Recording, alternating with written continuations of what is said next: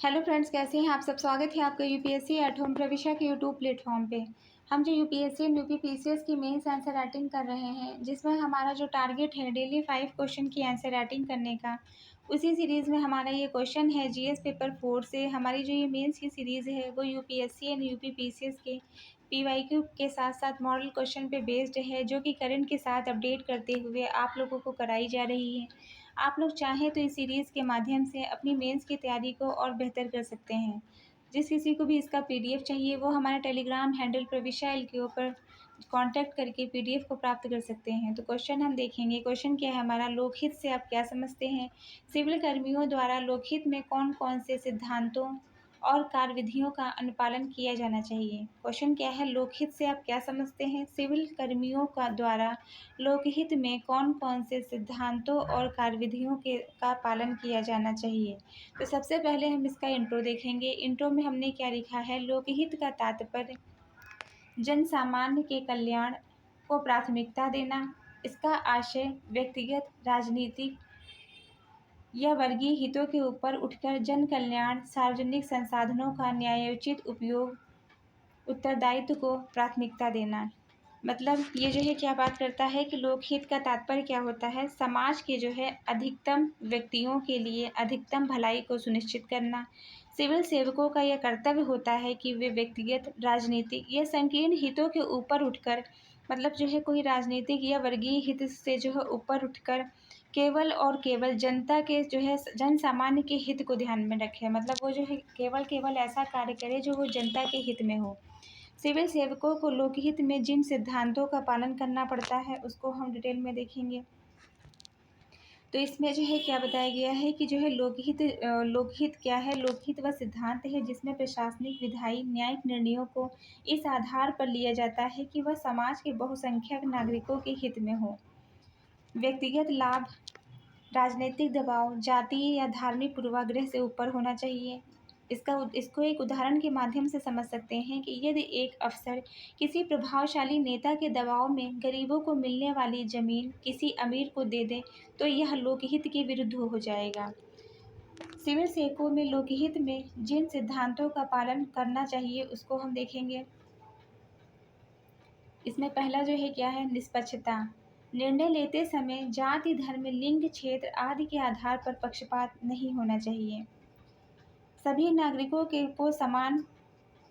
नागरिकों के साथ जो है समान व्यवहार करना लोक सेवक का यह दायित्व होता है। उसको निर्णय लेते समय किसी भी जो है जाति, धर्म अथवा जो है लिंग के आधार पर भेदभाव नहीं करना चाहिए। इसको हम एक उदाहरण के माध्यम से देख सकते हैं।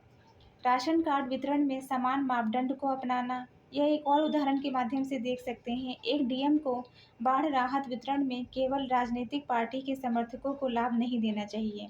मतलब वो जो है सबके जो है हित में काम करना चाहिए, केवल किसी एक के पक्ष में नहीं। दूसरा क्या है, उत्तरदायित्व। इसमें क्या है, नागरिकों के प्रति जवाबदेह रहना।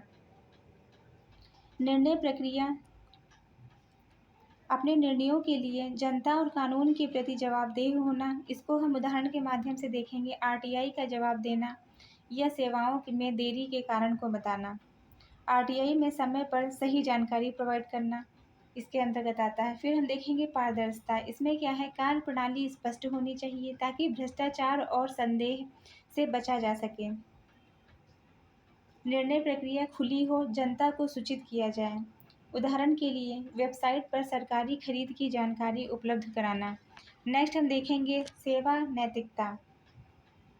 जनता की सेवा को सर्वोपरि समझना, ना कि पद या लाभ को। इसमें क्या है, व्यक्तिगत लाभ से ऊपर उठकर जनता की सेवा के लिए कार्य करना। इसको एक उदाहरण के माध्यम से देख सकते हैं कि एक अफसर को बिना किसी लाभ के गरीब बस्तियों में जाकर योजनाओं का निरीक्षण करना चाहिए कि जो योजनाएं बनाई गई हैं उनका समुचित ढंग से जो है क्रियान्वयन हो पा रहा है कि नहीं हो पा रहा है। जिस व्यक्ति के लिए उस योजना का जो है संचालन किया गया, मतलब उसका निर्माण किया गया है, तो वो जो है योजना का लाभ उस व्यक्ति तक पहुंच पा रहा है कि नहीं पा रहा है। ये जो है सिविल सेवक का ये दायित्व होता है कि वो जाए और जो है वहाँ पर सुचारू रूप से जो है यह देखे कि व्यक्तिगत लाभ से ऊपर उठकर जो है जनता की सेवा हो रही है कि नहीं हो रही है। मतलब अफसर जो है अफसर बिना किसी लाभ के गरीबों की बस्तियों में जाकर योजनाओं का निरीक्षण उसे करना चाहिए। फिर नेक्स्ट क्या है, लोक भागीदारी। इसमें नीतियों और योजनाओं में नागरिकों की सहभागिता होनी चाहिए। ग्राम सभाओं में स्थानीय लोगों की राय लेना। फिर नेक्स्ट हम देखेंगे दक्षता और प्रभावशीलता। इसमें क्या है, न्यूनतम संसाधनों में अधिकतम लोक कल्याण को सुनिश्चित करने की भावना होनी चाहिए। आवश्यक कार्यविधियाँ, इसके मतलब कौन सी आवश्यक जो है कार्यविधियाँ की गई हैं इसके अंतर्गत, उसको हम देखेंगे। ई गवर्नेंस का जो है प्रयोग पारदर्शिता और जवाबदेही हेतु किया जा रहा है। आरटीआई व लोक सेवा गारंटी अधिकार का जो है पालन करते हैं। फिर जन सुनवाई या शिकायत निवारण तंत्र को सशक्त बनाना इसका लक्ष्य है। नागरिकों की सीधी भागीदारी सुनिश्चित करना। दूसरा क्या है, समयबद्ध सेवा वितरण से संबंधित है। इसमें क्या है,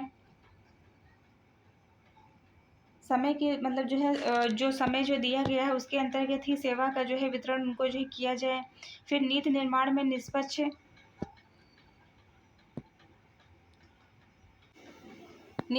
में निष्पक्ष डेटा आधारित जो है निर्णय से संबंधित है।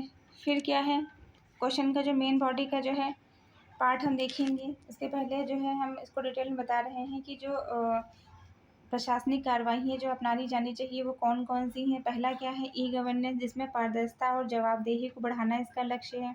नेक्स्ट है जन सुनवाई, इसमें नागरिकों को सीधी भागीदारी सुनिश्चित की जाए। आरटीआई और सेवा गारंटी कानून के अंतर्गत प्रशासन को जवाबदेह बनाया जाए। सार्वजनिक लेखा परीक्षा, इसके अंतर्गत योजनाओं की निगरानी और पारदर्शिता लाई जाए। विवेकपूर्ण वित्तीय प्रबंधन, इसमें संसाधनों का उचित उपयोग किया जाए। तो ये हमारा जो क्वेश्चन का मेन बॉडी का पार्ट कंप्लीट होता है। अब हम इसका कंक्लूजन देंगे। अतः निष्कर्षतः यह कहा जा सकता है कि लोक हित ही सिविल सेवकों की सेवा का उद्देश्य होना चाहिए। इसके लिए सिद्धांत व कार्य प्रणालियों का ईमानदारी से पालन करना चाहिए। एक संवेदनशील, नैतिक और उत्तरदायी प्रशासन की नींव रखता है। तो ये हमारा जो है क्वेश्चन कंप्लीट होता है, जो कि हमने लिया था जीएस पेपर 4 से। आप लोगों को हमारी जो ये मेंस की सीरीज़ चल रही है कैसी लग रही है हमारे कमेंट सेक्शन में ज़रूर बताइए। तो ऐसे ही पढ़ते रहिए, लाइफ में आगे बढ़ते रहिए। यूपीएससी 8वां प्रविष्य के साथ मेंस आंसर राइटिंग करते